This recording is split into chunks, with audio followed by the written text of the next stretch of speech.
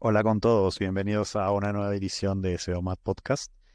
En esta ocasión vamos a culminar el tema de la economía. Bueno, digo culminar no en el sentido que no vamos a trabajarlo más adelante en detalle, sino que al menos el repaso histórico que hemos venido haciendo lo vamos a terminar el día de hoy y después en posteriores entregas iremos profundizando en alguna de estas partes que hemos mencionado, ¿no? Igual estamos prestos a cualquier deseo de que profundicemos en un aspecto o en una fase de la historia económica y no tendremos problema, siempre y cuando justamente haya ese interés, ¿no? de profundizar en ese tema. Bien, en esta ocasión vamos a continuar, nos habíamos quedado en el episodio anterior en lo que representaba la época de la Guerra Fría. Hablamos del keynesianismo, por ejemplo, eh, de cómo esa, digamos, escuela económica fue influyendo en distintos países a lo largo del mundo, con, digamos, efectos diversos, efectos mixtos. Y también hablamos un poco de la Guerra Fría, ¿no? El contraste que hubo justamente entre la economía comunista, la economía capitalista, y también el fenómeno que se dio en esos años de los milagros económicos, ¿no?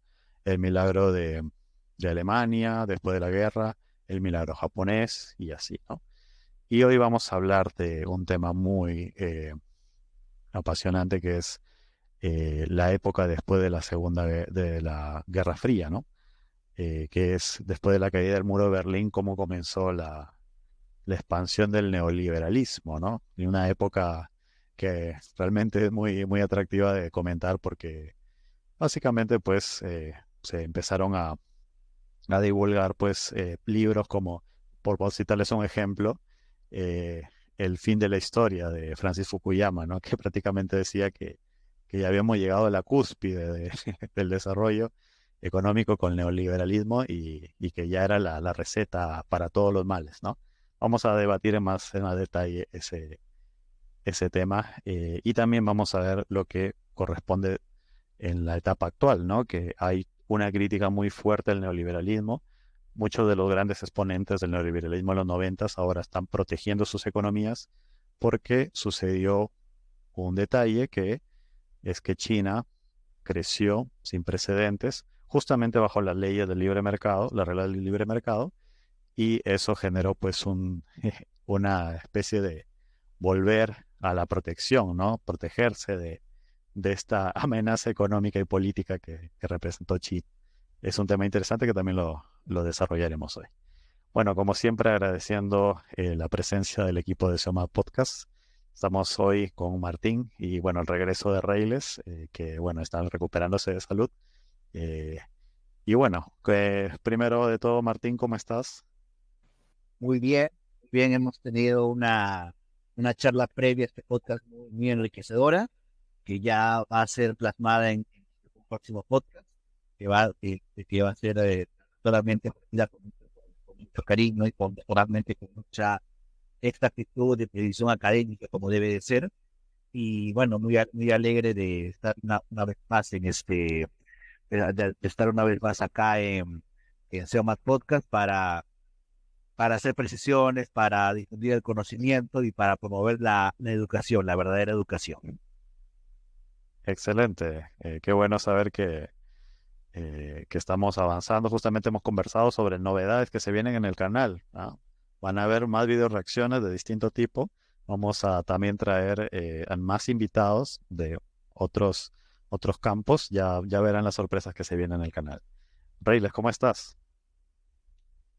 Muy buenos días, muy buenas tardes, muy buenas noches. Estoy contento de estar aquí, de regreso, de verlos nuevamente para una nueva conversación. Y aquí estaré atento a sus intervenciones para ponerme al día y para después de estas semanas que he tenido de ausencia. Excelente. Eh, Qué bueno tenerte de nuevo acá, Reyles. Y bueno, vamos a hacer una conversación bastante interesante sobre esta etapa vamos primero, si les parece, a trazar un poquito los antecedentes o las primeras expresiones de esto que fue el gran movimiento neoliberal, ¿no? Pero no, primero partamos como siempre, ¿no? De la definición, ¿no? ¿Cómo podríamos definir al neoliberalismo, Martín? Yo en ese sentido yo coincido con el filósofo historiador Jonathan Ramos, que ya luego verán en una publicación eh, de Seomat Podcast, definió que el neoliberalismo es más una etiqueta por parte de la izquierda política que lo que en realidad se refiere es a políticos, es a, es a activistas intelectuales o hasta movimientos sociales que se acerquen o a la escuela de Chicago o a la escuela austríaca de economía. O sea, ahí eso es un término baúl, pienso yo, el neoliberalismo. Pero yo considero que en todo caso hay que ver qué políticas, específicamente políticas públicas económicas, se han aplicado teniendo como base a la Escuela de Chicago y a la Escuela Austríaca de Economía, ¿no? Y no más el término neoliberalismo, eh, que si bien es cierto, se pensó, pues, porque hubo una convención de liberales para ver cómo, cómo se podrían denominar a ellos mismos al rearme intelectual que ellos iban a tener. eh, Justamente fue en el periodo de guerra, de la Segunda Guerra Mundial. No vale la pena ya mencionar quiénes eran los actores en ese momento, y se llegó a mencionar que se podrían denominar neoliberales, pero en sentido estricto, yo considero de que hay que denominar a este tipo de personas liberales o de la Escuela de Chicago o liberales de la Escuela Austríaca. Ese es mi punto de vista. Excelente, gracias por la aclaración. De hecho, hay un debate todavía sobre si es un término correcto o no es correcto. Algunos liberales señalan que no, que es más bien un término despectivo, o sea, que su único fin es de alguna manera mencionar a aquellos liberales que proponen una serie de medidas que pueden resultar pues muy polémicas y bueno, le ponen la etiqueta neoliberal, incluso lo demonizan, ¿no? Creo que tenemos muchos ejemplos de, de políticos en América Latina, ¿no? Que George Bush es el diablo y ese tipo de, ese tipo de aseveraciones, ¿no?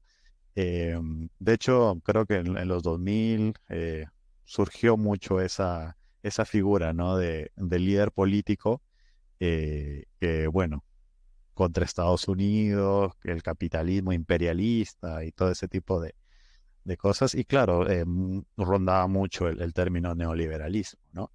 Eh, Tal vez podríamos decir que es un término que podría de alguna manera señalar una etapa histórica del movimiento del liberalismo en general, ¿no? Que es más o menos que empezó a surgir con fuerza o de manera marcada con lo que representó la dupla Reagan-Thatcher, ¿no? En los años 80, cuando empieza a haber un boom de lo que se llama el capitalismo financiero, ¿no? Eh, de hecho, hay bastantes documentales que surgieron después de la crisis financiera del 2008 que relatan cómo a partir de los 80 el flujo de capitales, libre de capitales, se duplicó, triplicó, cuadruplicó, quintuplicó. O sea, fue un crecimiento enorme el sistema financiero, ¿no? Obviamente también hubieron algunos factores históricos que acompañaron ese boom, ¿no? Por ejemplo, recordemos que en los años 70 había sucedido el crecimiento enorme del precio del petróleo debido pues a la OPEP, ¿no? También hubo el tema del cambio de patrón del dólar, ¿no? Que ya no se basaba en el patrón oro. Después el surgimiento de los famosos petrodólares, ¿no? De que todos los contratos de petróleo se hacían en dólares, ¿no? Entonces todo ese tipo de, de situaciones fueron llevando a que de alguna manera hubiera un contexto donde se pensara en la economía como una economía globalizada, al principio en términos financieros, que cualquier inversionista puede invertir en cualquier lugar sin restricciones, que cualquier estado que trate de limitar ese crecimiento financiero es un estado perjudicial para la economía, que la economía hay que dejarla hacer, dejar pasar, ¿no? Laissez-faire, laissez-passer, poco que se recordaba la famosa frase de los fisiócratas, y surge pues la enorme fiesta de los años 80, ¿no? De grandes corporaciones sin límites que invertían, eh, grandes bancos también, ¿no? El crecimiento de la banca, la especulación, ¿no? Las burbujas económicas, ¿no? Es la época de la serie de crisis económicas, ¿no? La crisis económica de México, del sudeste asiático, la crisis hiperinflacionaria de Japón, ¿no?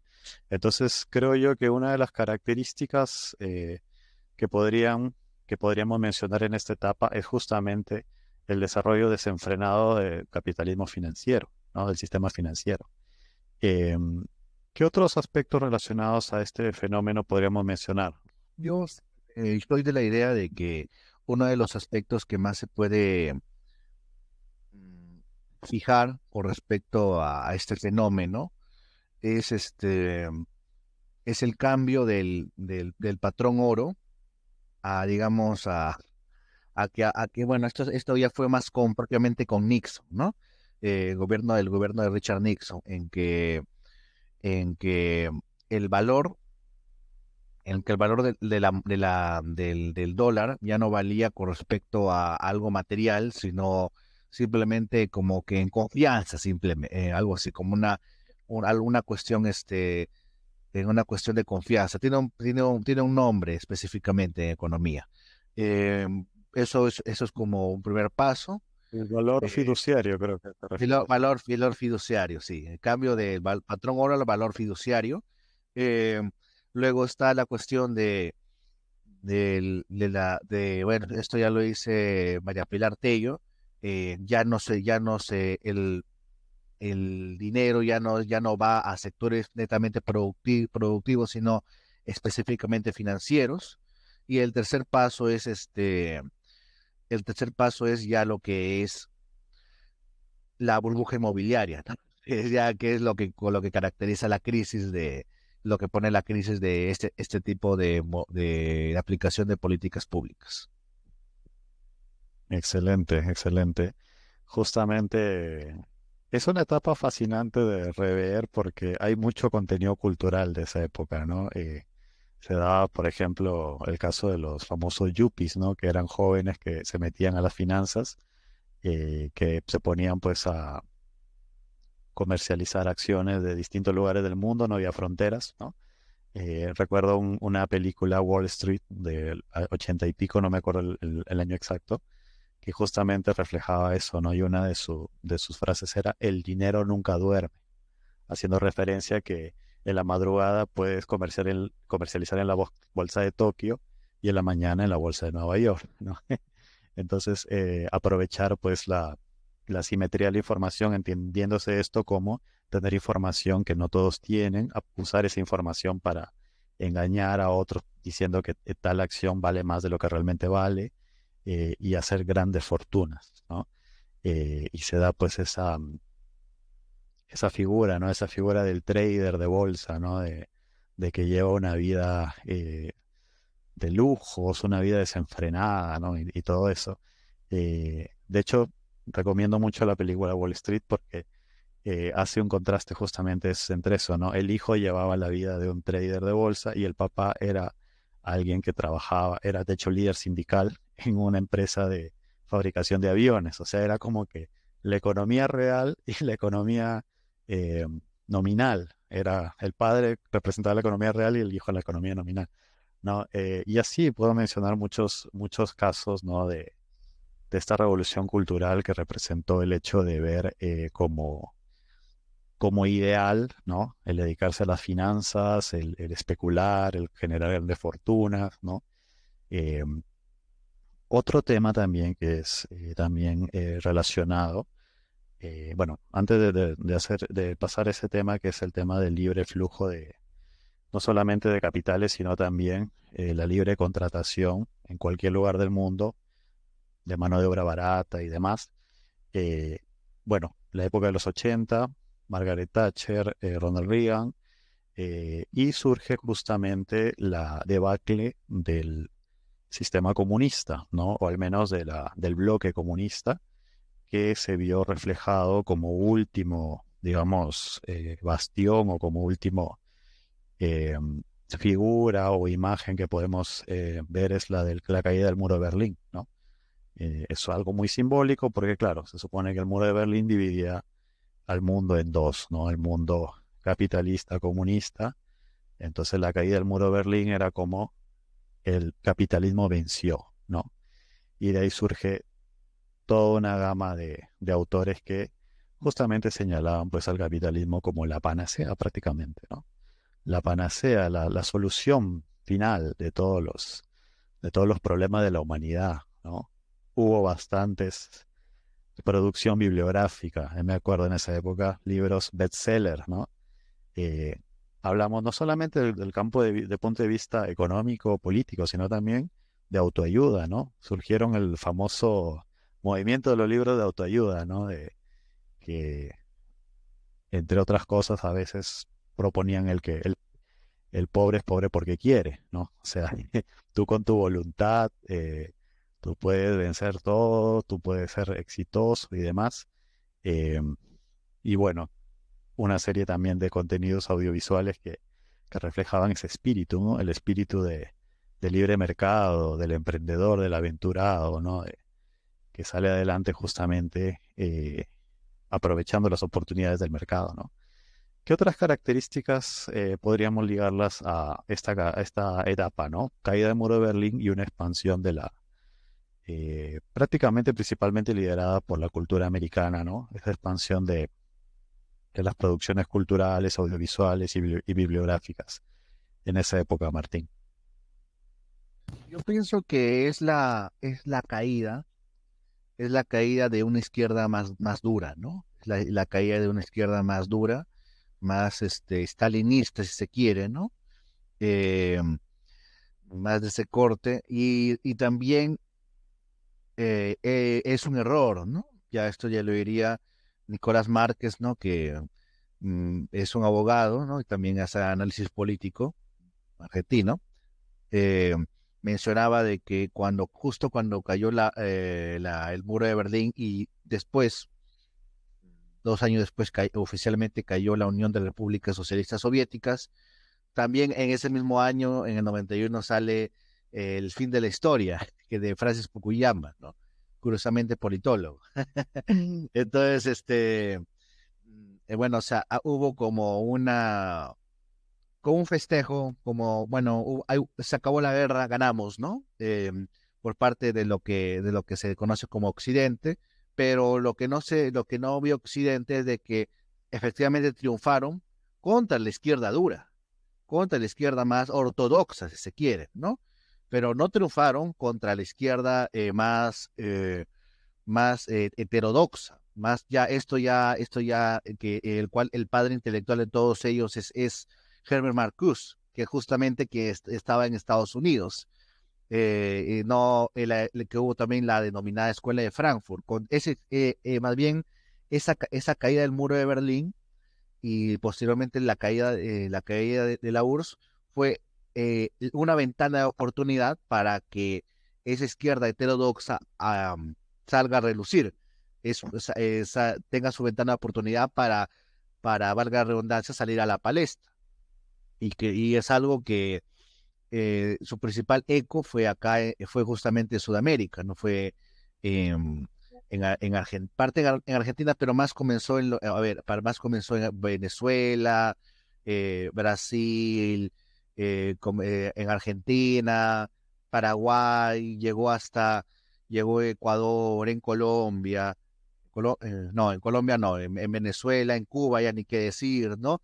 En Cuba también hubo un viraje en ese sentido, ahora ya es ya antes Fidel Castro decía que una persona no heterosexual no podía ser revolucionario, ahora como que ya en ese pasado, también hay un viraje en ese sentido, y es eso, ¿no? Es justamente se caracteriza por la celebración de una victoria contra un tipo de izquierda que representó una ventana de oportunidad para que salga otro tipo de izquierda. Muy buena la aclaración. De hecho, en unos momentos vamos a hablar de China, que justamente un poquito que aguó la fiesta, ¿no? O sea, porque en algún momento, a ver, ¿qué es lo que pasaba? De que así como había libre flujo de capitales, de inversión, estaba el tema también laboral, ¿no? En Estados Unidos, pues, muchas empresas, dado pues que no había ninguna restricción, la mayoría de países promovían el libre mercado porque eran los vencedores, por decirlo así, de esta Guerra Fría. Empezaron a trasladar sus fábricas a distintos lugares del mundo, lugares donde no haya protección tal vez de los derechos ambientales y laborales. Bueno, era atractivo para las grandes empresas y llevaban sus fábricas a esos lugares, pues, ¿no? Y yo creo que el ejemplo emblemático de eso, pues, es China, ¿no? O sea, y acá creo que tenemos que hablar ya de un líder político y, ¿por qué no económico? De los 70, el famoso Deng Xiaoping, ¿no? Donde surge ya esta transformación de la China comunista de Mao en una China capitalista. Podemos decirlo, creo yo, sin ¿por qué? Porque se basa justamente en la producción de grandes cantidades de capital, ¿no? Capitalismo, o sea, prácticamente con las reglas del juego de Estados Unidos y del mundo occidental, ellos de alguna manera vencieron o aprovecharon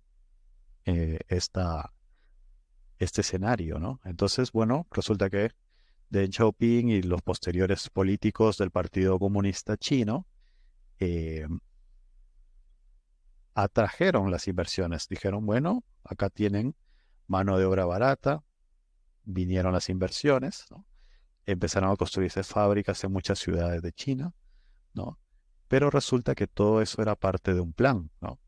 Un plan justamente para que se vaya generando capital, no solamente capital físico, inversión, fábricas, eh, digamos infraestructura, sino capital humano, ¿no? Para que la gente conozca, aprenda, replique esas tecnologías que llegaban, ¿no? Es una estrategia muy interesante, ¿no? De industrializarse, capitalizarse bajo las reglas del juego que se estaban dando, ¿no? Las reglas del juego de libre mercado. Entonces pasaron los años y China se convirtió en la fábrica del mundo, ¿no? Y todo bajo una visión unificada, ¿no? Reyles.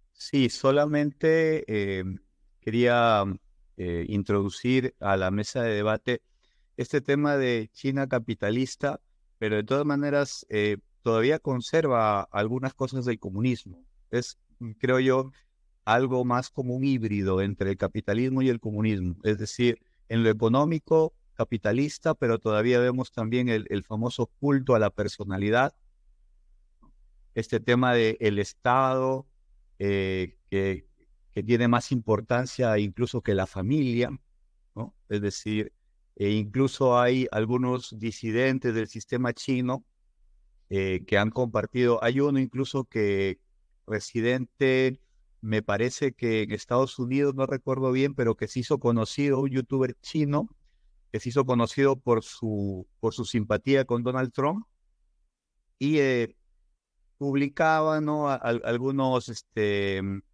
detalles sobre las ideas en China, el Partido Comunista Chino. Incluso sostenía la idea de que el famoso virus era, digamos, no era de origen natural, como se decía, y también traducía algunos himnos en su canal de YouTube que se daban en China, y se ve prácticamente el Estado es más importante que la familia, ¿no? Poniéndose, digamos, digamos, este modo de ver las cosas, ¿no? Gracias por el aporte. Sí, me refería al sistema económico chino, pero claro, políticamente, culturalmente, socialmente hablando, hay como que unas características muy propias del comunismo. Reyes, Sí, también me acabo de acordar de lo que dijo Martín acerca de esta nueva izquierda frankfurtiana, que su padre, como bien lo señaló Martín, es Herbert Marcuse. Esa izquierda trabaja en Estados Unidos. Estos son comunistas un poco diferentes. Estos comunistas, cuando uno le dicen la palabra comunista, tiende a pensar en un terrorista internado en la selva, ¿no? La camarada Vilma, algo así. Pero también existen los comunistas con pedigrí, como yo dije alguna vez, estos comunistas de un corte más intelectual, que son catedráticos, y justamente el modelo de estos comunistas es la escuela de Frankfurt, ¿no? Eran de corte intelectual, refinados, poseros en sus fotos, hay que ver las fotos de Marcuse, Habermas, ¿no? Poseros, eh, y que trabajaron en Estados Unidos y cuyas ideas fueron muy bien recibidas en los ambientes liberales estadounidenses. Es decir, digamos, estos eran comunistas que tenían algo de afinidad con los liberales estadounidenses y se lanzaban flores mutuamente. Uno de ellos llegó a decir que el paraíso para vivir la libertad sexual era en los Estados Unidos. No recuerdo cuál de todos los de la escuela en Frankfurt era. Entonces ahí surge, digamos, eh, una mezcla entre el socialismo, el liberalismo, entre lo que era supuestamente dos enemigos acérrimos en la época de la Guerra Fría, surge como una especie de punto medio que da origen a lo que en Perú conocemos como caviarismo, ¿no? El caviar, eh, vemos que tiene ideas de derecha por ahí en lo económico, en lo cultural sí tiene estas ideas de la izquierda frankfurtiana, y siempre se define como de centro, y dice que toma lo mejor de la derecha y de la izquierda, pero en realidad, a mi modo de ver, que toma lo peor de la derecha y lo peor de la izquierda, pero ya eso es opinable. perfecto. Eh, Martín, Sí, justamente aunando a lo que ya dijo Reyles, tiene un tratado sobre la tolerancia, Herbert Marcuse, y él mencionaba de que no, hay un tipo de tolerancia. ¿Cuál tolerancia? La tolerancia represiva. La tolerancia, que es la tolerancia represiva. En pocas palabras, ser intolerantes contra lo que ellos han definido como intolerantes. Y es justamente, y hay este mix, ¿no? O curiosidad, que puede coincidir un liberal con una izquierda, ¿cuál es el punto medio entre ellos, de un enemigo en común? Naturalmente los conservadores, los cristianos, eso sí van, digamos, se unen para un punto en común, ¿no? Y siempre con los mismos ataques, ¿no? Acá, ya que tocó el tema de ser caviar, un poco desviándonos del tema, un poquito nomás, pero que tiene mucho que ver también. este, el término caviar nace que lo creó un filósofo, dicho sea de paso, mejor dicho, lo adjudicó un filósofo, eh, Alain de Benoist, es francés. Él por criticar a un presidente francés que era socialdemócrata, porque había, porque había eliminado la pena de muerte, le dijo que era de izquierda, pero izquierda caviar, ¿no? Es decir, que había aceptado cosas así, había asumido banderas liberales, porque que un buen socialista no admitiría incluso la pena capital, ¿no? Pero no, ¿qué duda cabe, ¿no? Que los socialistas les gustaba la pena capital, ¿no? Entonces, justamente ahí nace, ¿no? El término caviar, como socialistas que admiten banderas liberales, y luego han asumido banderas LGBT y las banderas indigenistas y de ese tipo. Pero pero también hay que precisar de que también los liberales por sí solos, digamos puros, también tienen una vena contra la cristiandad, ¿no? Contra lo católico, contra lo cristiano en general. Y ahí me gusta calificarlo de la siguiente manera, ¿no? Estos grupos, me gusta calificarlo de la siguiente manera. Hay un aprista que Manuel Esteban de Corrales, ¿no? O Chiclayano, curiosamente, decía de que, no, usted sabe cómo nosotros somos compañeros por los del Partido Aprista, somos compañeros porque somos compañeros así nos acompañamos, ¿no? En la lucha, todo eso. Ellos son camaradas. ¿Y por qué camaradas? Y porque le decían a Manuel Esteban, porque camaradas viene de cama, decía, decía él, ¿no? Y tiene mucho, y yo a él, a ese grupo, yo perfectamente les cae eso, ¿no? Porque quieren convertir en políticas públicas o quieren discernir lo ético, es decir, lo bueno y lo malo, de lo que hagas o no, lo que hagas o no hagas o dejes de hacer en tu cama. Sí, de verdad. Y por ejemplo, ahí me gusta calificar ese grupo como los cama, en mayúscula, aradas. Realmente ahí engloba todo, los liberales, los izquierda caviar, los izquierda etcétera, que lo que quieren definir lo bueno y lo malo de lo que hagas o no dejes de hacer, o no dejes de hacer en tu cama. Punto. Excelente. Sí, justamente es cierto que en los noventas pues se dio este boom bueno, del neoliberalismo entendido como el liberalismo de esa etapa, digamos, capitalismo financiero, etcétera. Eh, muchos países tienen ejemplos emblemáticos, ¿no? Por ejemplo, en Perú, el gobierno de Fujimori, que prácticamente acató todas las directivas del Consenso de Washington. En Argentina tenemos, por ejemplo, bueno, se me fue el nombre, pero también tenía un presidente, a ver si pueden háganme recordar, Menem, Menem. justamente Menem, sí, Saúl Menem. En México, bueno, también Fox, bueno, una serie de presidentes que prácticamente pues acataban el Consenso de Washington. Y en los 2000, primera década del siglo XXI, surgió algo muy interesante, ¿no? Que es el auge, la expansión de lo que se llama la socialdemocracia en América Latina, ¿no? Y justamente este tipo de pensamientos bueno, de ideas que usted mencionaba, justamente también iban de la mano con esos gobiernos, ¿no? De pretender pues ser una izquierda moderna, no sé, una izquierda eh, superada, progresista, ¿no? Desde el punto de vista económico, realmente no había mucha diferencia entre neoliberales y socialdemócratas, prácticamente los capitales seguían llegando, sí, pero de alguna manera este grupo, estas camarillas, eh, trataban de dirigir la opinión pública hacia otros aspectos, ¿no? Aspectos que, bueno, probablemente no sean al menos de una relevancia o que no se correspondan con la realidad de América Latina o de Hispanoamérica, mientras que se seguían pues dando la expansión de China, los acuerdos comerciales con China, las grandes inversiones de China. Entonces, de alguna manera, pongo sobre la mesa el debate. eh, yo creo que a China le convenía este escenario socialdemócrata porque no ponía en entredicho sus inversiones, ¿no?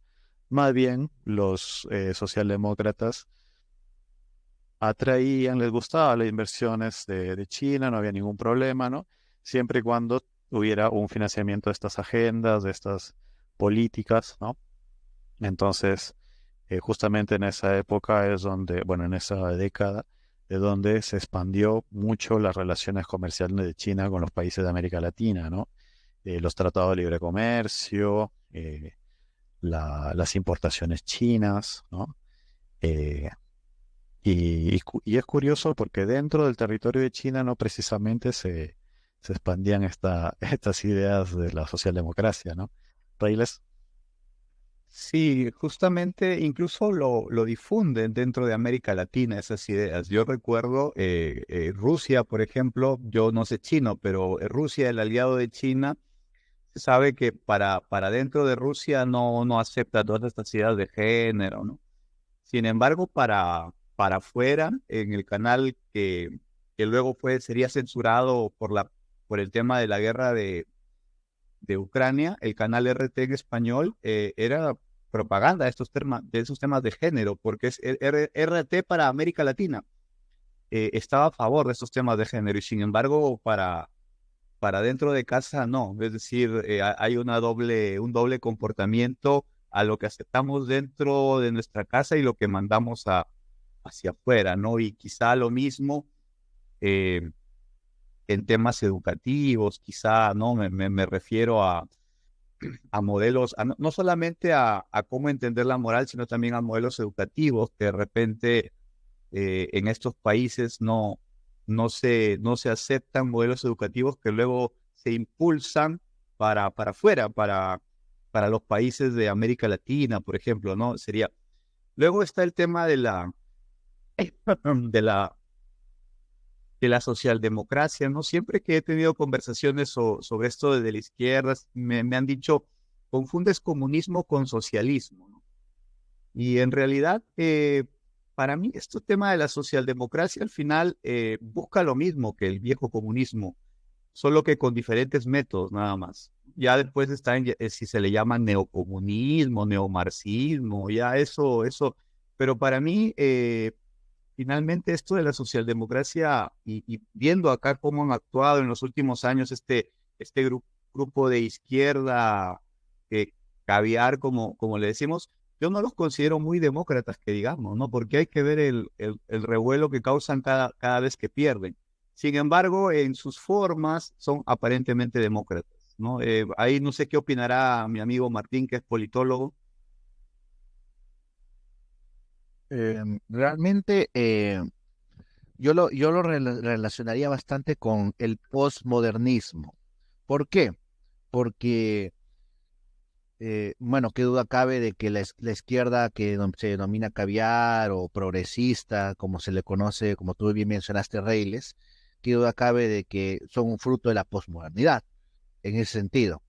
Ahora, eh, hay que ubicar bien la posmodernidad, que siempre es un negativo, ¿no? ¿Qué es lo que hace un análisis? Bueno, intentan hacer un análisis filosófico, ¿no?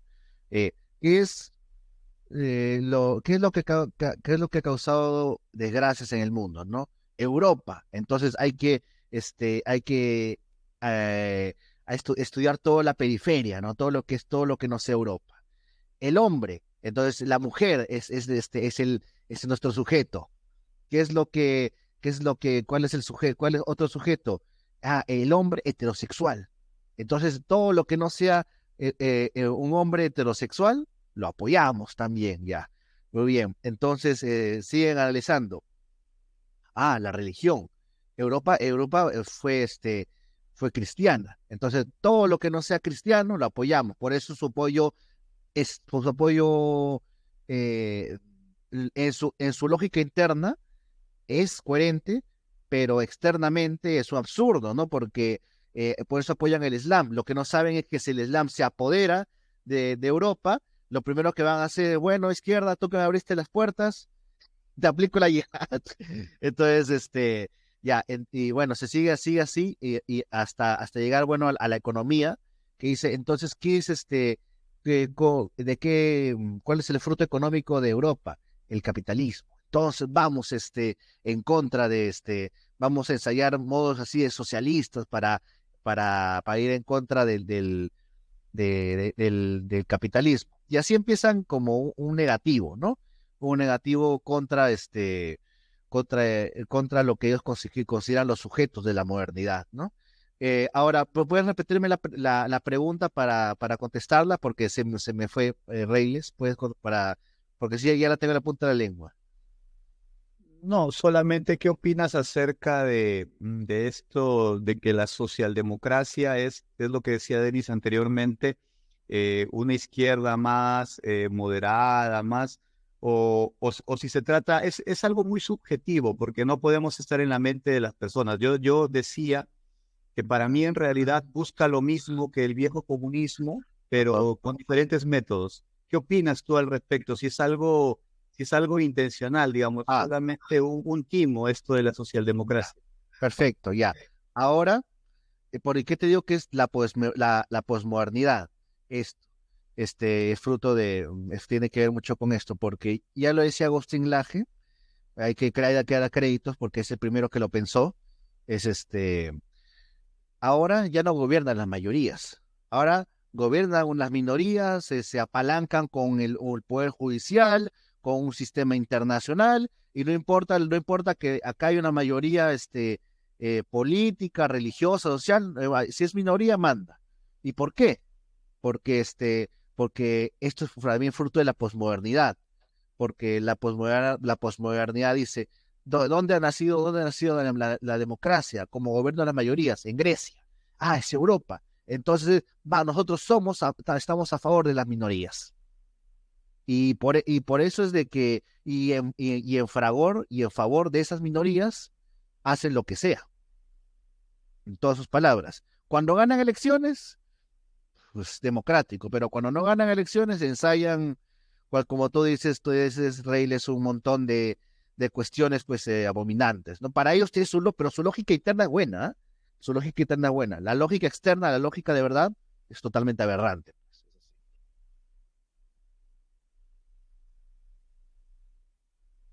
Con esto de la lógica interna y externa me hace recordar a la escuela austríaca, ¿no? Que cuando te explican la economía bajo la escuela austríaca, es como que fuera redonda, ¿no? Todo calza, ¿no? Ah, esto se relaciona con esto, entonces hay libre mercado, entonces hay desarrollo, derrame para los menos favorecidos. O sea, internamente suena muy bonito, ¿no? Hasta en algunos casos ya la corriente monetarista o de la escuela de Chicago le pone fórmulas matemáticas, como para diciendo, mira, todo calza, ¿no? Pero claro, hay que ver la lógica, la consistencia externa, ¿no? De cómo se aplica eso en la macroeconomía, por poner un ejemplo solamente, ¿no?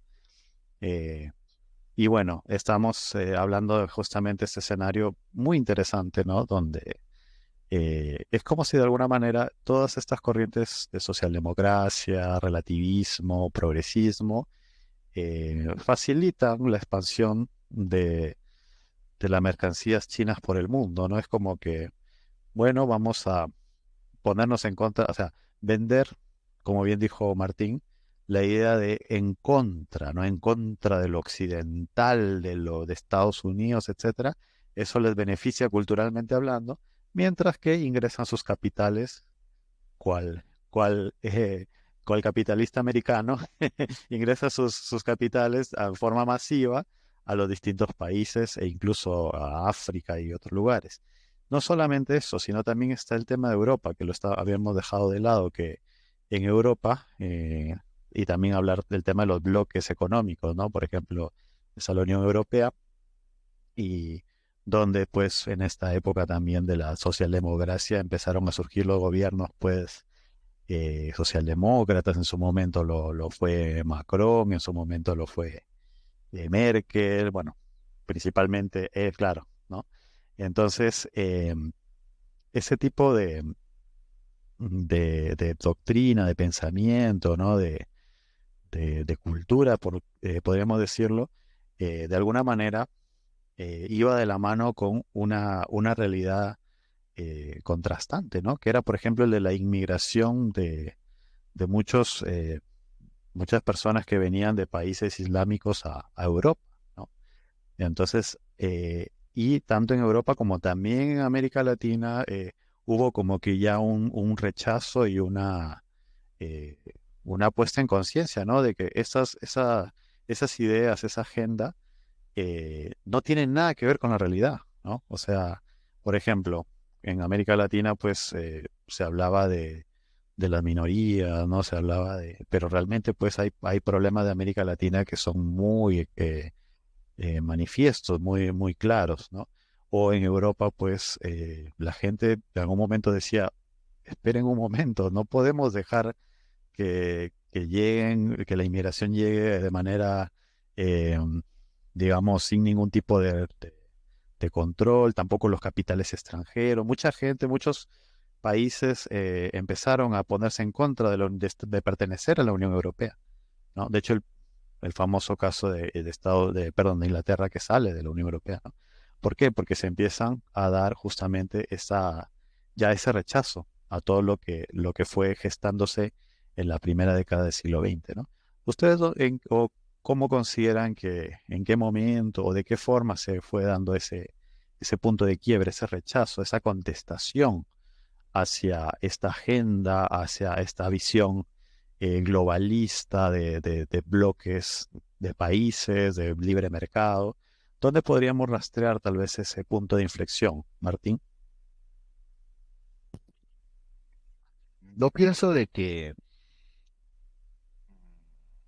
bueno, es una buena pregunta. Ha habido destellos, ¿no?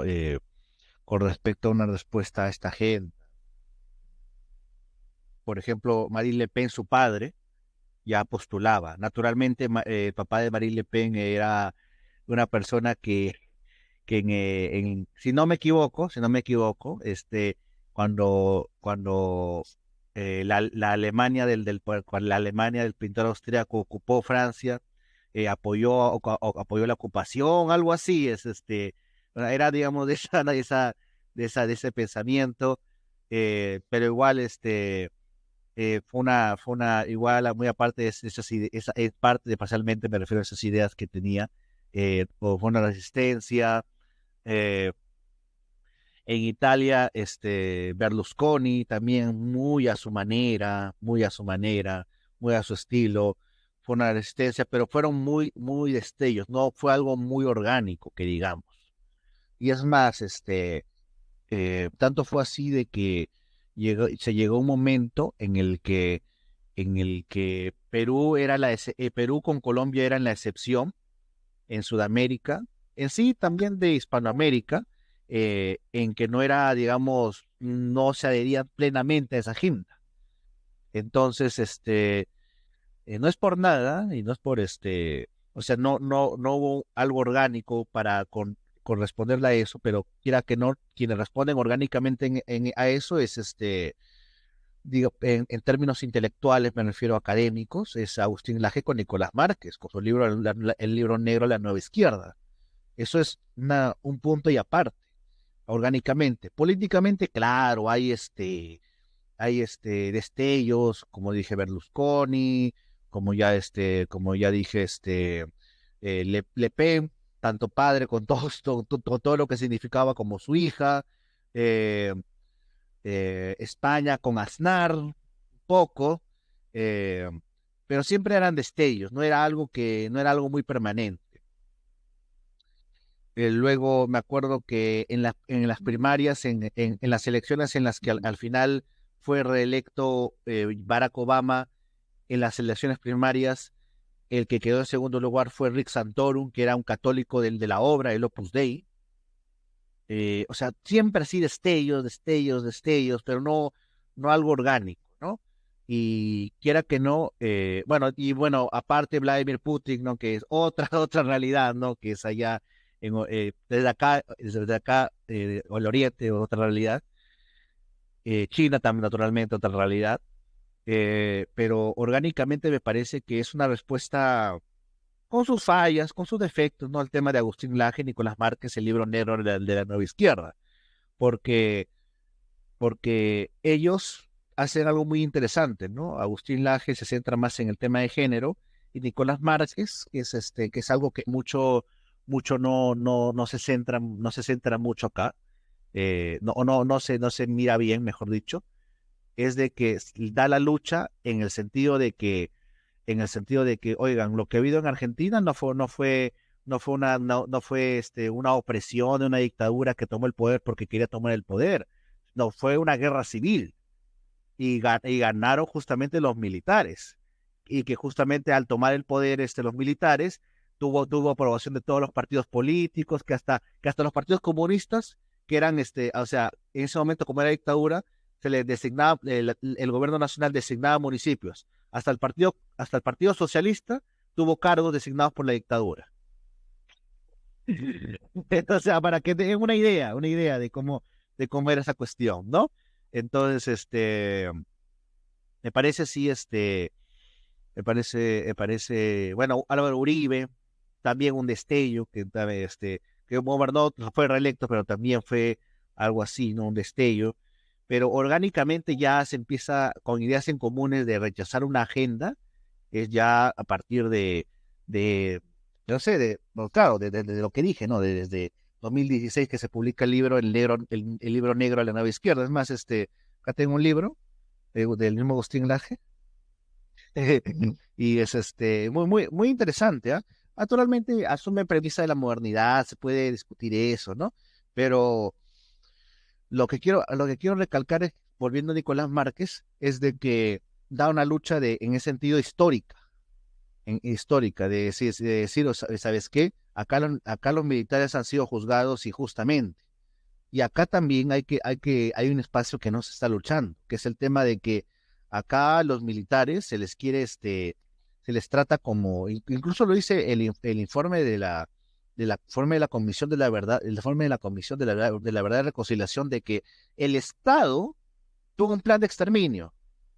El Estado tuvo un plan de exterminio, pero Sendero Luminoso y el Movimiento Revolucionario Tupac Amaru, no.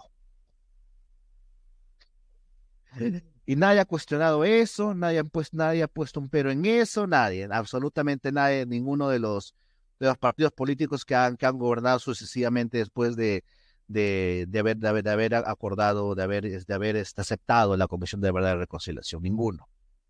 Y yo pienso que eso es un tema que también hay que dar la lucha. Un tema también de recuperar nuestra identidad, lo que somos, hombre, mujer, luchar contra una agenda determinada que nos quiere poner desde fuera y también recuperar nuestra historia. Eso. Reyes. Bueno, estos destellos aislados que menciona Martín eh, se han dado, creo, comenzaron a dar desde diferentes frentes. Luego nos enteramos que todo era parte de una misma agenda.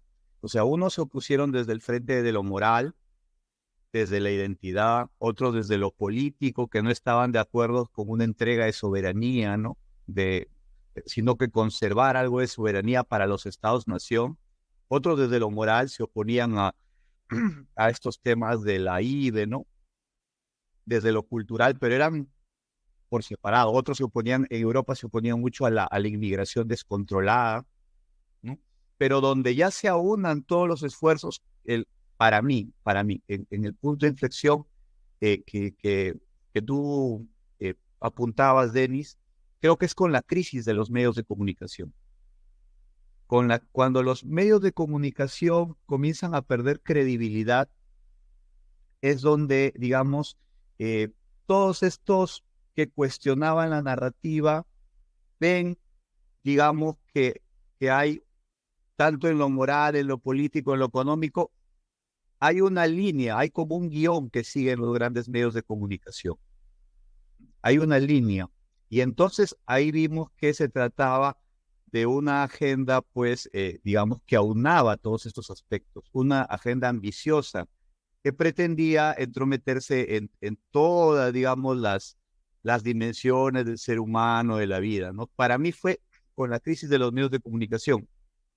Yo quizá lo estoy viendo así por lo que ha sucedido en el Perú. En el Perú lo que yo percibí fue que, digamos, hubo un momento en que la gente, a pesar de que se oponía a estas ideas, sí seguía las fórmulas de los grandes genios y expertos de los medios de comunicación. O sea, decía, salgan a marchar, marchen, ¿no? O sea, marchaba la gente. Hagan esto, vayan a protestar contra el Congreso, y salía a protestar contra el Congreso en grandes masas. Salían unas marchas enormes. Pero de pronto había algo peligroso también en ese discurso que decían, porque así vamos a vencer a la corrupción. Y sin embargo, el problema persistía. El problema que decían que íbamos a solucionar con las grandes fórmulas persistía. Y no solo que persistía, sino que se agravaba, ¿no? Surgió un gran héroe anticorrupción acá en Perú, para poner el caso de Perú, surgió un gran héroe anticorrupción que nos dijeron los medios que era Martín Vizcarra, incólume, incorruptible contra la corrupción, y si le apoyábamos, entonces luchábamos contra la corrupción. Si apoyábamos la negación fáctica, pero después se cayó el mito, porque resultó que el señor era un coimero serial.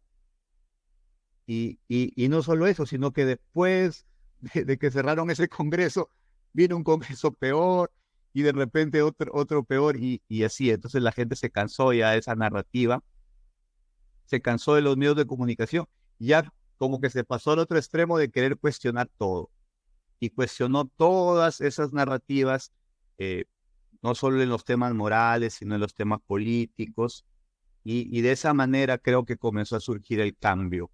Creo que surgió primero en Europa, como siempre, digamos, así es lo que dice Martín. Ahora sería bueno que lo profundice, ¿no? Hubo ese quiebre, ese cambio, y que se está viendo en las votaciones. Ese para mí fue el caso de Perú, creo que también Chile, creo que porque los medios de comunicación eran los que aunaban para nosotros todas esas agendas. Las élites por ahí que no las vemos, no sabemos, decimos, no alcanzamos a ver quién mueve los hilos en el Olimpo, o quién es más que otro en el Olimpo, ¿no? En el Olimpo me refiero a los grandes, ¿no? Filántropos, las grandes fundaciones filantrópicas. No sabemos quién manda por encima de otro, ahí no sabemos. Pero los medios de comunicación que por ahí están, digamos, están al 100% con las agendas de las grandes fundaciones filantrópicas, sí los alcanzamos a ver. Entonces ahí es donde captamos que todo eso tenía una misma fuente, digamos, ¿no? Te podías oponer a género, te podías oponer a entrega de soberanía, te podías oponer a... Entrega de soberanía me refiero a que, por ejemplo, una ONG internacional esté por encima de nuestro Tribunal Constitucional, ¿no? O que una ONG internacional le diga al ejército peruano, retírate de la frontera, ¿no? Algunos se oponían a eso, pero después lo comenzamos a relacionar, ¿no? En este tema del Brexit, fue muy clara también, digamos, el intento desesperado, creo que de las ONGs, de un filántropo que se opuso de manera desesperada al Brexit, pero que no pudo. Creo que saben a qué filántropo me refiero, que se oponía, que, digamos, lideró desde sus ONGs una propaganda anti-Brexit, pero desesperada, pero que ya no pudo detenerlo. Y de la misma manera, creo que en Chile también sucedió de manera muy clara, cuando ya las votaciones se opusieron a la nueva constitución, y que luego eligió constituyentes que eran más bien identitarios, conservadores, ¿no? Pero creo que el punto de inflexión fue ese, la crisis de los medios de comunicación, ya para terminar pronto. Excelente, excelente. Hay también algunos hechos emblemáticos. Bueno, antes de pasar a algunos recuentos de hechos, está también, como bien comenta mi hermano, la crisis de los medios de comunicación fue generando el hecho de que las personas en Internet buscaran otras fuentes de información, otros medios alternativos, ¿no? Eh, de hecho, yo recuerdo que más o menos en la década de los 2010 hubo un intento multilateral, globalista, de controlar el Internet. Y no me extraña eso, porque justamente, seguramente como China controla el Internet en el interior de su país, seguramente había una pretensión de controlarlo, justamente para contrarrestar esa pérdida de peso que tenían los medios de comunicación tradicionales, eh, que bueno, no se dio, y al fin y al cabo tenemos medios de comunicación tradicionales, como también tenemos medios de comunicación alternativos, y hay un espíritu crítico muy presente sobre estas agendas, ¿no, Martín? Sí, y tanto será el tema de los medios de comunicación, de que, por ejemplo, ahorita la República está sacando portadas de niñas que han sufrido abuso de comunidades nativas que son escolares, ¿no? Y están llevando un embarazo fruto de un abuso, como preparando el terreno para la interrupción voluntaria del embarazo. Estoy diciendo en términos bien desmonetizables. O sea, Claro, es como que se están viendo, como dice mi hermano, se están viendo los hilos, ¿no? Los hilos que están moviendo toda esta serie de hechos aislados que resulta que formaban pues parte de manifestaciones de un movimiento claro y visible. Y a ver, hay dos hechos que me gustaría resaltar. Primero, la crisis financiera del año 2008 es como que estaba la gran expansión del capitalismo financiero, surgió una crisis tremenda que afectó Estados Unidos, Europa principalmente. Bueno, China seguía con su crecimiento, su expansión y su colocación de manufacturas en todo el mundo. Eh, y frente a eso, mucha gente decía, se acabó el capitalismo financiero, ya con esta lección, de una vez por todas vamos ¿no? a reaccionar. Pero resulta que no, resulta que se eligió a Obama, Obama continuó con los mismos amigos de siempre, de la Reserva Federal, todo no pasó nada, ¿no? Pero es más bien, pongo sobre la mesa el tema, es más bien la expansión china, la pérdida de empleo en Estados Unidos en el sector manufactura, que de alguna manera fue generando una especie tal vez de que nadie nos está defendiendo, ¿no? O sea, los chinos están llevando nuestro empleo, están llevando la gente está consumiendo productos de China, las fábricas eh, se están cerrando, y como que había ahí una demanda insatisfecha, ¿no? De alguien que diga, paremos ya con esta agenda, ¿no? Que yo voy a poner a América primero, y ya saben a qué me refiero, ¿no?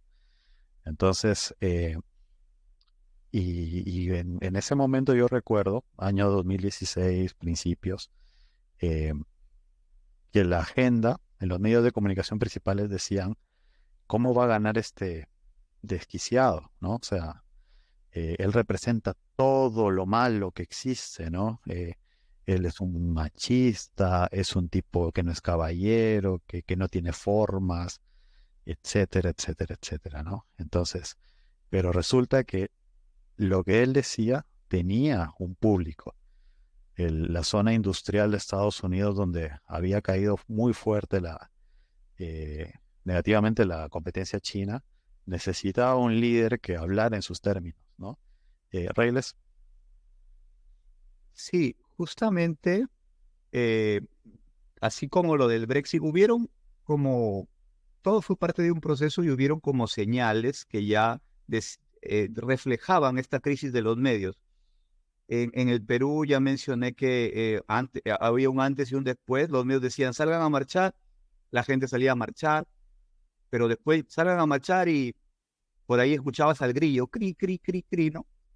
O sea, hubo, y también mencioné lo del Brexit, ¿no? El intento desesperado de este filántropo con una maquinaria mediática, digamos, un bombardeo mediático para oponerse al Brexit, pero que la gente no hizo caso.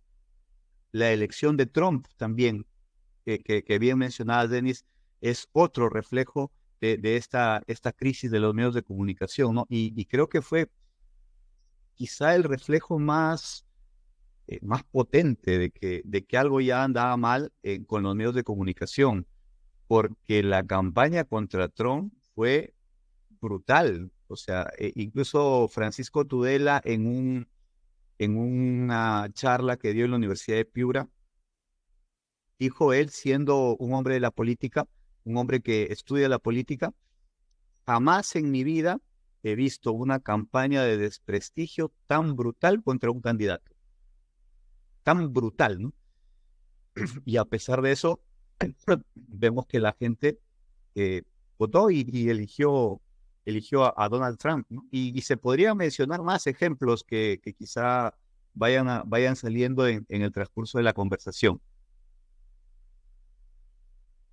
Sí, volviendo un poco al aspecto económico, obviamente nosotros vamos a profundizar en los temas políticos, culturales y demás en siguientes entregas. Y tiene mucha razón mi hermano de que ha habido una campaña de desprestigio evidente. Yo creo que el problema es que no fue sutil, sino fue evidente. O sea, se notaba que había eh, algo muy claro, ¿no? Y de hecho, cuando vemos a veces las noticias de los canales de comunicaciones principales, la CNN y demás, la CBS, RT, bueno, que estos canales se ve claramente una postura parcial, ¿no? Es como que no sé si somos nosotros que estamos más expuestos a información alternativa, tal vez en la generación de la televisión, donde no había internet, probablemente era más fácil digerir estos mensajes, esta propaganda, ¿no? Eh, Realmente la producción de contenido era como que centralizada, grandes productoras, un puñado de canales de televisión, ¿no? Medios de información, eh, por ejemplo, grupos de medios, ¿no? Eh, del aspecto económico, claro, lo que Donald Trump propone es un proteccionismo frente a la competencia china, ¿no? O sea, básicamente dice, vamos a reindustrializar o a promover la industrialización, la industria, eh, la mano de obra del sector industria de nuestro país, ¿no? Eh, y establece lo que algunos han llamado la guerra comercial contra China, ¿no? Eh, un ejemplo emblemático es el de la producción de chips, ¿no? Los eh, microprocesadores y demás, que claramente pues el eje o el lugar donde se producía donde se produce la mayor cantidad de microprocesadores es China, y esa industria es muy estratégica, ¿no? Porque no es un misterio para nadie que vivimos prácticamente rodeados de celulares, computadoras, o sea, ya es una herramienta que forma parte de nuestras vidas, que es indispensable, ¿no? Entonces, y surge pues esta famosa política contra Huawei, que era uno de las empresas emblemáticas en China en relación a tecnología de uso de microprocesadores. Entonces, como que prácticamente la política fue muy clara, ¿no? Vamos a poner a América primero. De hecho, el eslogan me parece muy interesante, ¿no? Poner a América primero, ¿no? Y justamente surge por ejemplo, una de las cosas que también interesantes que hizo Donald Trump es eh, hacer que el foco de la industrialización no sea tanto China, porque eso justamente es lo que estaba generando la alta competencia de China, sino tal vez promover la industria en otros lugares, por ejemplo en México, ¿no? O sea, las importaciones de China disminuyeron en Estados Unidos como consecuencia de las políticas económicas de Trump y aumentaron las importaciones desde México, ¿no? Poniendo justamente énfasis en la fabricación en este país, ¿no? Y así, ese tipo es digamos, una contestación económica clara a la hegemonía china, ¿no? Y muchos otros lugares fueron tomando la batuta y ese ejemplo como para ir desarrollando una suerte de nuevo proteccionismo, ¿no? Así como el proteccionismo durante la Guerra Fría o en la época eh, de los desarrollos económicos de las primeras industrializaciones, se dio pues esta suerte de resguardar, como dice Reyles, la soberanía, ¿no? Frente a la alta competencia china. Reyles. Sí, yo quisiera preguntarte, Denis, si crees, porque Trump siempre acusaba de entreguismo, ¿no? Cuando decía el Make America Great Again, siempre decía que los anteriores políticos tenían un entreguismo hacia China. Yo quisiera preguntarte tu opinión, ¿era algo intencional o era que estaban en la tontera esta de las ideologías progresistas y no lo vieron venir?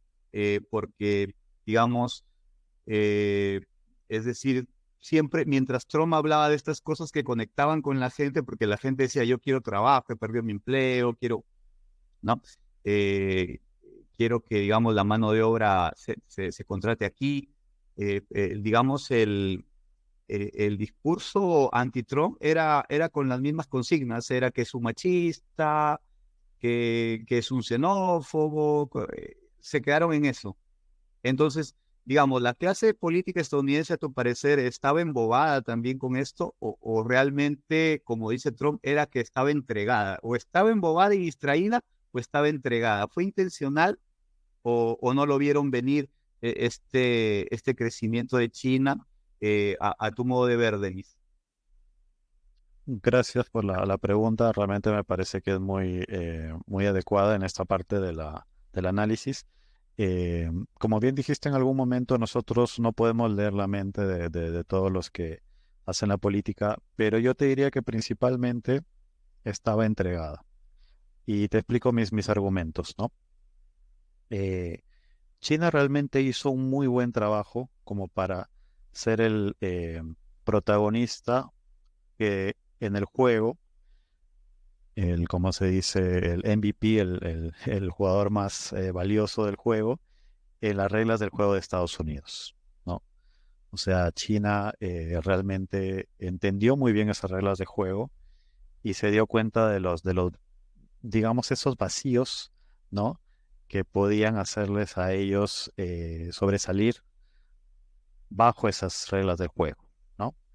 Y uno de esos temas era justamente el individualismo y la búsqueda del interés particular, ¿no? Ya hemos hablado mucho sobre esto de Adam Smith incluso, ¿no?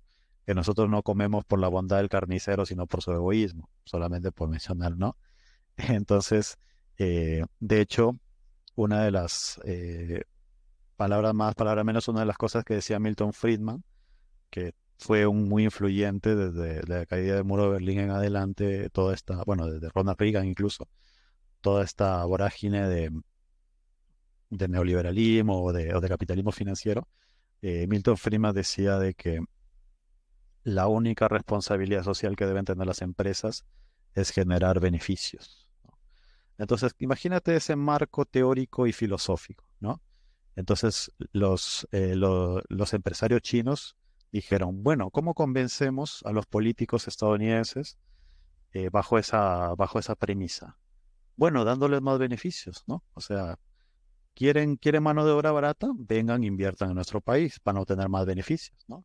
¿Quieren, no sé, sacar adelante sus campañas de políticas? Bueno, acá tenemos una agenda que les puede ayudar a sacar adelante sus campañas políticas y además, de paso, generamos lobby para meter más empresas chinas en Estados Unidos, ¿no? Entonces, sí, apelaron a justamente lo que Estados Unidos proponía, ¿no? Que era el interés personal, el individualismo, ¿no? Entonces, jugaron muy bien sus cartas en un juego cuyas reglas fueron justamente determinadas por Estados Unidos. Esa es mi visión, mi lectura, ¿no?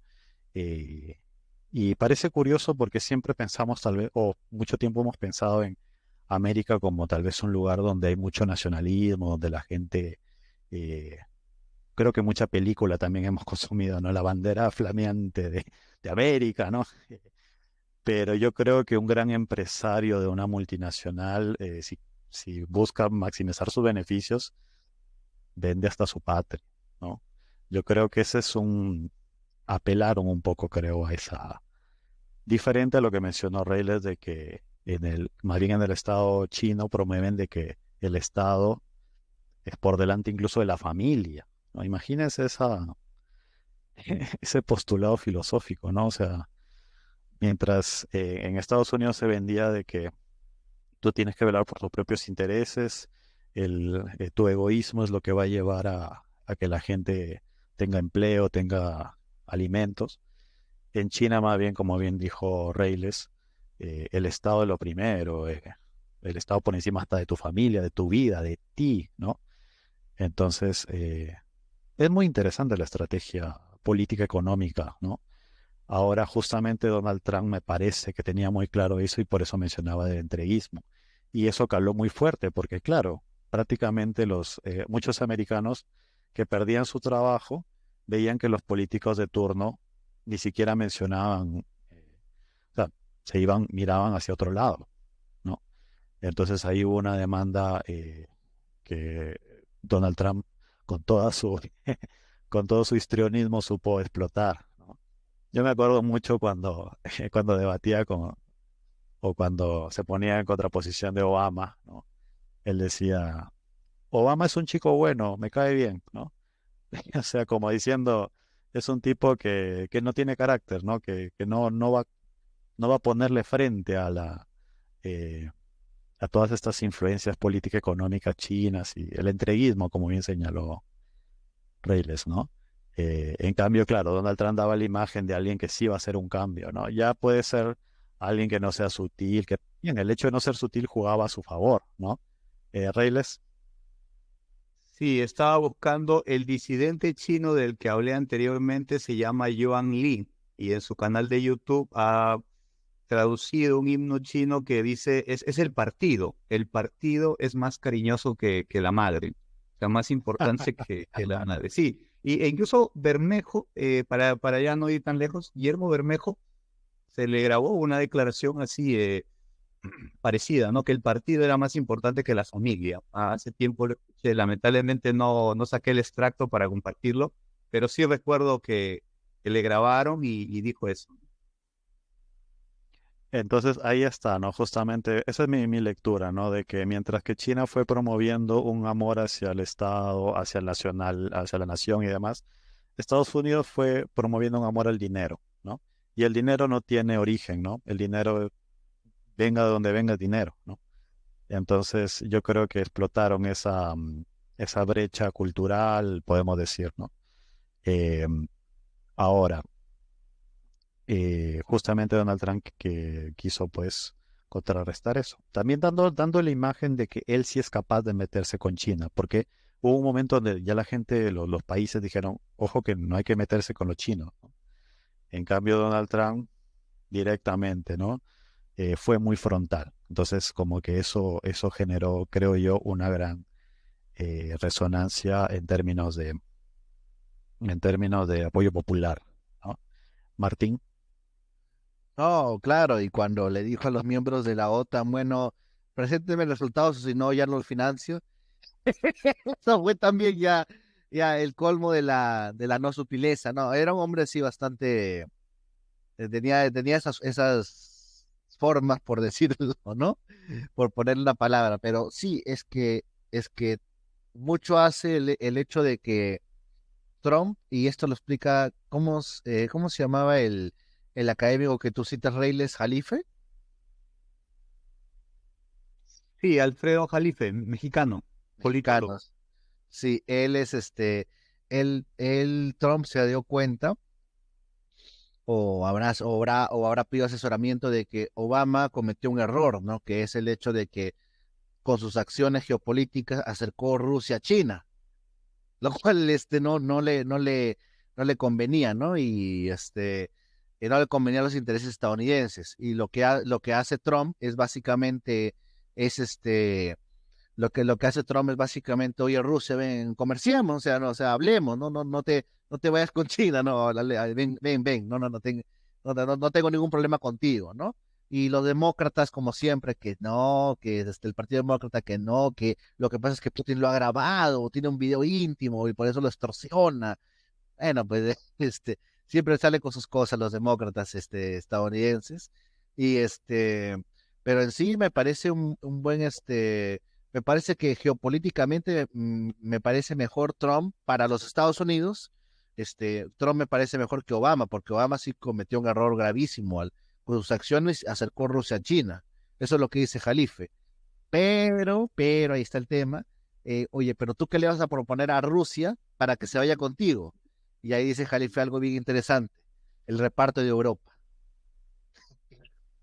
O sea, la mitad de Occidente, Estados Unidos, la mitad para oriental para Rusia. Pero bueno, es geopolítica, ya es, como diría Juan Domingo Perón, la verdadera política es la geopolítica, todo el resto es administración. Mira, justamente me diste el pie para citar a un economista peronista, justamente que habla de lo que menciona Martín, el economista Guillermo Moreno, que señala que la, la razón por la cual Rusia estableció relaciones o Putin se puso en la mesa a hablar con Donald Trump, es justamente eso, el reparto de Europa en términos de las riquezas naturales que tiene Rusia, ¿no? Rusia tiene mucho poder de negociación porque tiene grandes reservas, entre otras cosas, de energía, de petróleo, ¿no? Entonces, si ellos quieren, pueden dejar sin energía a Europa, o al menos reducir considerablemente el consumo de energía de Europa. Imagínense, ¿no? O sea, muy desarrollado puede ser un país, pero si le quitas la energía, ¿no? Es como que, es como dicen, ¿no? ¿De qué sirve una computadora si no tienes conexión eléctrica? ¿No? O sea, no es nada, es un objeto obsoleto, ¿no? Entonces, Donald Trump, pues, dentro de otras cosas, como también es el tema de la tecnología del shale gas, que es una tecnología que al tener grandes reservas Estados Unidos, puede abaratar la producción manufacturera tremendamente, incluso a niveles de costos por debajo de China en algunos casos, ¿no? Entonces, es como que jugó todas sus herramientas, ¿no? De hecho, hay una cosa interesante que mencionamos en los dos episodios anteriores de la economía, que mencionó Martín, que la macroeconomía es geopolítica, ¿no? Y totalmente de acuerdo. Por eso es que estamos hablando de geopolítica ahorita, ¿no? O sea, ustedes dirán, ¿qué tiene que ver? No, claro que tiene que ver, porque cómo generas el riqueza para tu país, haciendo buenos acuerdos geopolíticos, cosa que falló Obama y que Donald Trump. Por ejemplo, otro caso emblemático es que Donald Trump se puso a hablar con Corea del Norte, ¿no? ¿No? Entonces, ese tipo por decirlo así, de innovaciones políticas, innovaciones no en el sentido porque él las haya inventado, sino porque había mucho continuismo en la política americana, ¿no? Entonces, esta suerte claro, como dice Martín, para separarlo de China, ¿no? Ya Taiwán ni qué hablar, ¿no? O sea, obviamente que, ¿cómo vences al enemigo? Bueno, aliándote con sus anteriores aliados, ¿no? Entonces lo dejas, lo aíslas, ¿no? Eh, bueno, estrategia militar de las más antiguas, ¿no? Cortarle los insumos, todos los materiales, ¿no? Bueno, en América Latina tenemos un caso muy curioso, ¿no? De esta famosa contestación hacia la agenda socialdemócrata. Dos casos, diría yo, ¿no? Creo que saben a qué me refiero, ¿no? Histriónico también, si los hubiera, que es Milei y también Bolsonaro en caso de Brasil. Ambos con sus personalidades muy llamativas, que digamos, ¿no? ¿Qué podríamos hablar sobre estos casos de contestación a esta agenda socialdemócrata progresista? Martín. Gracias por el pase. Eh, yo diría principalmente por Bolsonaro. A mí me parece una persona, a ver, deslenguado, me parece. Ese sí es deslenguado completamente, ¿no? Eh, llegó, se hizo famoso básicamente por llegar a ser diputado y y les cuento un poco la historia de Bolsonaro para que para ponerlo en contexto, ¿no? Bolsonaro fue una persona que fue expulsada del ejército, este, por ideas políticas, los rivales dicen que fue por un tema de corrupción, hizo una discusión ahí eterna, pero más que todo fue por ideas políticas, alguien que admiraba abiertamente la dictadura de Brasil, que hubo un tiempo de dictadura en que se repartieron el poder entre militares, que decía abiertamente que que admiraba eso porque había orden, y llegó al poder, ¿no? Y llegó al poder y no al poder, llegó a ser diputado, ¿no? Y usted, y hay una anécdota muy interesante que les voy a contar, qué es lo que hacía Bolsonaro con sus rivales, porque ustedes saben que, bueno, en una dictadura que no es que no es una dictadura como propone Schmidt, sino dictadura a lo, a lo, a lo, a lo, a lo, eh, a lo del partido de la esvástica, que no quedarse por el tiempo, los siglos de los siglos, es de que bueno, empiezan a matar personas, a secuestrar personas, todo ese tipo de cosas, y, y hay personas que no aparecen, pues, por más gente de izquierda que sea, por más que gente que, o, por ejemplo, Dilma Rousseff fue condenada por terrorismo, por si acaso, fue condenada, pero ya más así la eligieron. Entonces, pero muy aparte de eso, está la familia, él tiene el derecho oye, entrégame el cuerpo, ¿no? El cuerpo de mi familiar. Y cuando llegó a ser diputado, con ese discurso de que le gustaba la dictadura por el orden, no se le ocurrió mejor idea que ustedes saben que los diputados tienen una oficina y pone en su oficina un cartel que decía, solo los perros buscan los huesos. Ya imagina, o sea, él es una persona que siempre, ante una encrucijada, va más allá. O sea, dobla la apuesta. Esa es su personalidad. Cuando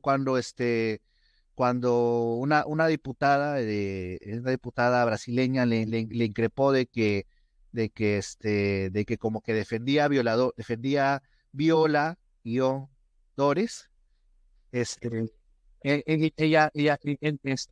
él dijo, bueno, aquí no te puedo hacer eso porque eres muy fea. O sea, siempre era doblar la apuesta, él siempre era su característica de él, ¿no? Eh, pero aún así, a pesar de todo ese, y bueno, cuando destituyeron a Dilma Rousseff, y allá son pues como 350 diputados, una cosa vara, este, eh, y yo, Bolsonaro, Jair, para que vote, muy bien. Y él da un pequeño discurso y dice, en honor a tal persona, que era el militar que había torturado a Dilma Rousseff, en honor a tal persona, destituyo muy voto sí a la destitución. O sea, si es una persona que dobla la apuesta, no es alguien que se deje que si le intentan arrinconar, a ver, sí, acepto lo que tú me dices y doblo la apuesta, es alguien así, ¿no? Eh, y con esa personalidad, y bueno, sumado al hecho de que en campaña electoral lo acuchillaron, le metieron un cuchillo en el abdomen, llegó a la presidencia de la República de Brasil, de la República Federativa de Brasil. Sus logros, me parece una persona que entendió muy bien los intereses de Brasil, ¿no? Porque él, por ejemplo, no apoyó a Ucrania, no apoyó a Ucrania. Él dijo, eso es consecuencia de que los ucranianos hayan elegido a un payaso como presidente. Así lo puso. Entonces,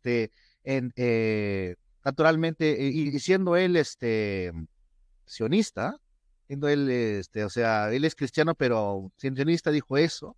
Entonces, luego está el hecho de que Jair Bolsonaro es una persona que en la época del coronavirus dijo, miren, aquí definitivamente por cómo estamos, van a morir muchas personas, así que por más que esfuerzos que hagamos, el resultado va a ser el mismo, así que vamos como que vamos a hacer va a seguir el tema económico, que está bien cuando hay un contexto así, no solamente se ve el tema bacteriológico, de pandemia, que están ahí los médicos, sino también se ve el tema político, el tema económico, y él vio esas variables, ¿no? Y eso se vio fue tan notorio de que la economía, si bien es cierto, paró por el tema del coronavirus, se recuperó inmediatamente después de pasado ese episodio. En el tema de seguridad puso orden, o las buenas y las malas puso orden, eso sí, y fue tan valorado eso que los mismos brasileños lo pusieron en segunda vuelta. Los mismos brasileños le pusieron en segunda vuelta. Bueno, naturalmente asumió la derrota, ¿no? Eh, y Milei es una persona, pues, histriónico, no es alguien así que dobla la apuesta como Jair Bolsonaro, naturalmente no, pero es una persona, sí les digo, bastante inteligente, muy inteligente. Inteligente en el verdadero sentido de la palabra, que es que quiere resolver problemas. O sea, que busque resolver problemas. Muy aparte de su admiración ideológica que tiene, ¿no? Es una persona que, como dice Nicolás Márquez, no se choca contra la realidad, sino que, a ver, por ejemplo, el tema de la ley de bases, me pareció espectacular el movimiento que hizo, ¿no? O sea, presentar una ley, no, me la quieren modificar, la saco, pasa un tiempo, gano más popularidad, vuelvo a presentar y ahora ya la han aprobado. O sea, me parece en ese sentido muy interesante lo que hace, es muy inteligente, vuelvo a repetir.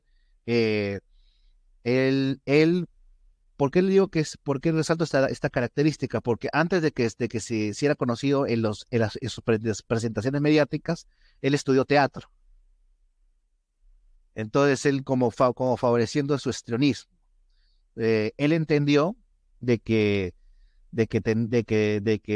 tenía que entrar a ser diputado, pero siendo diputado no podía promover ninguna ley porque sería hacer consensos contra aquellas personas que había criticado tanto. Así que, ¿qué hizo? Votaciones en contra contra todo lo que proponían sus compañeros diputados, y votaba en contra, y la gente lo miraba como, está haciendo lo que realmente dice. Y así llegaba la campaña electoral. eh, bueno, de Macri llegó a decir de que, sí se los conté, ¿no? De que llegó a decir, cuando le preguntaron, ¿usted sería ministro de Economía de Macri? Dice, con una condición de que se ponga un implante de testículos. Ya con ese miramiento que tenía de Macri, fue tan inteligente de pactar con él y pactar con Bullrich en segunda vuelta. Claro, con iniciativa de ellos, porque ellos dieron la iniciativa, queremos pactar contigo, los aceptó. eh, y o sea, es decir, él sabe de que su legado ahora es resolver el tema económico de la Argentina, ¿no? Y es muy, muy hábil, muy capaz muy aparte de a quién pone, a quién no, que en política naturalmente nada es ideal, todo, o sea, entendió de que lo más importante es lo que se hace, lo tangible, y me parece que lo está logrando. O sea, de la Argentina que era que no sé cuántos por ciento de inflación que tenía, llegó a tener y está teniendo la misma inflación que tenemos nosotros los peruanos. Que ya eso en menos de un año de gobierno ya es bastante admirable, ¿no? O sea, una persona sí, bastante capaz y inteligente, vuelvo a repetir. Bueno, es un personaje, no queda, no hay duda de que es un gran personaje. Bueno, desde el punto de vista económico, digamos que hay unas diferencias, por ejemplo, con lo que puede haber propuesto Bolsonaro o Donald Trump. Y que tiene que ver un poquito también con su ideología de la escuela austríaca, ¿no? Por ejemplo, Donald Trump claramente no es de la escuela austríaca. Donald Trump hace proteccionismo, eso de dejar hacer, dejar pasar, más bien todo lo contrario, porque si dejamos de hacer y dejar pasar, los chinos nos comen vivos, ¿no? Entonces, que se entienda que, claro, la afiliación política o el tener como enemigo común a los socialdemócratas no hace que tengan políticas económicas similares, ¿no?